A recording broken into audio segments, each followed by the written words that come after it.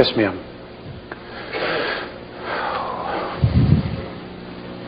Thank you for coming. You're welcome. Thanks for having me. Do you have any information that you can give us that would shed light on the mystery of gravity on this plane?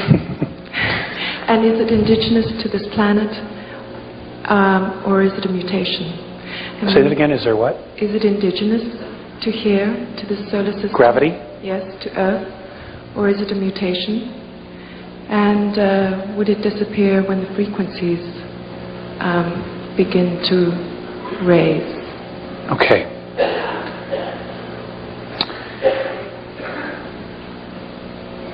The Andromedan perspective regarding gravity is that it is created by radiation from the sun and our planet. We're told that it's the rotation of the planet on its axis. Their perspective is that it has to do with radiation from the sun. And they say that any physical body that is 29 miles or larger has a gravitational field. They have gravity on the Andromedan craft, and I would assume that's for a reason, so that they could get more done, so they're not just floating all over the place. I don't believe it's a mutation. There's gravity on all the fields because there's a physicality. So there has to be some form. Whether or not it's going to totally disappear, I think as we move through 3, 4, and into 5th, I think we will deal with a totally different type of gravity as we know it. It'll probably be lighter, but then again, we will have different physical form as well. But again, they say that it comes from the sun. It's the radiation from the sun that creates gravity on our world. You're welcome. Yes, ma'am. Okay.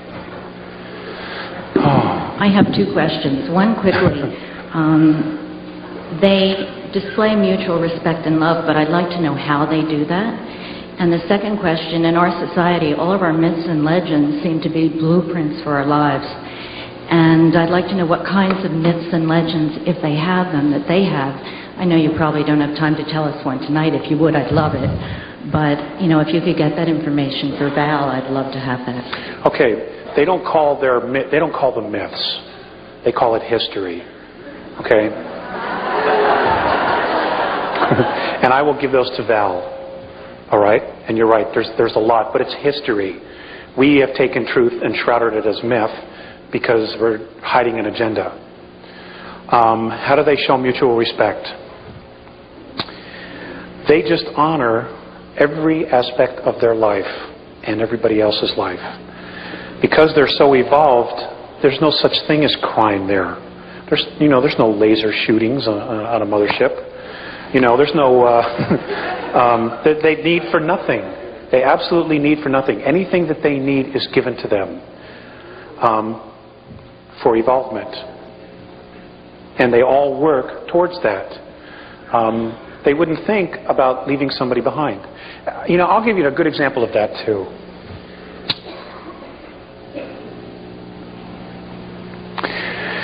There was a ship, an extraterrestrial craft that was apparently shot down in 1985. I believe it was 1985. And it was a human being from Tal Ceti who literally got too close, and he was shot down. I understand that our military was able to take him, took him underground somewhere in Arizona, put him on a car, a train, took him underground to North Dakota, where they started doing some really horrific things. Mornay told me that a Tal Ceti fleet wanted to come in and invade our planet, particularly North Dakota, to get this guy back. Okay? And it was literally the Andromedans and the Pleiadians, a benevolent group of Pleiadians, that stepped in and said, whoa, no, not yet. It's not the time. That's mutual respect. It's not leaving POWs in Vietnam because you promised the government $3 billion. It's not leaving men in North Korea because you lied, because you're dealing drugs. You don't want everybody else to know. That's not mutual respect. They would never ever think to do something like that. And those are things, those are characteristics we need to look at. Because there are many in this room that probably know about that. I mean, there are right now, as we are standing here right today, there are 117 men still left in SPOWs, but they're not in Vietnam. Okay, they're being held in northern Laos. There are also 3 men that are still alive from the Korean War, still being held in North Korea, and our government knows, and they know. A lot of the POWs were used for scientific experiments. We did it to some of their guys, using drugs, LSD. We blew their minds. And they've done some pretty horrific things to our people. These are all real character issues. And, it's one thing to hear about it in the news or to listen to, Joyce Riley talk about the Gulf War syndrome and how our guys have been betrayed. It's one thing to sit in your living room and say, oh my God, that's terrible. What you don't understand is that we are very carefully being watched by some incredible races, both good and bad. And they are watching us and our characteristics, what we will do, what we will not do. They are measuring our honor and intent. Okay? It's not just about us anymore. It's about everything. And I know you're probably being taught that. So when you hear stuff like this, please don't go into your little box. Okay? Those people had families. They had children just like you do now. And it was all taken away because they were betrayed. And betrayal is a major issue that we're all going to have to deal with when the truth finally does come screaming out. Okay? We have been betrayed. And we're going to have to come together and find a way to totally forgive that so that we can move on. But in forgiving it, it's important not to allow it to happen again. To be more diligent, to be more vigilant.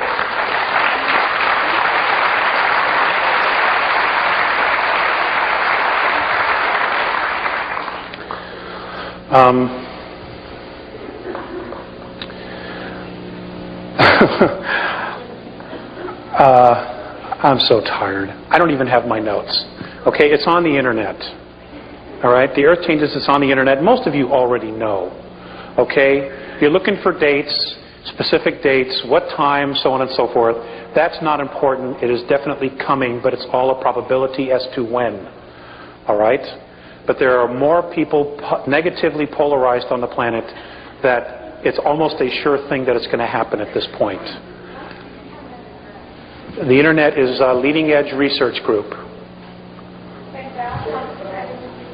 I'm sorry? Yeah, he's free to do whatever he wants. None of this has a copyright. None of the tapes, the newsletters, nothing. It's not mine. I don't own it. I'm just here to deliver it. So you can do whatever you want with it. Just don't change the intent. Okay?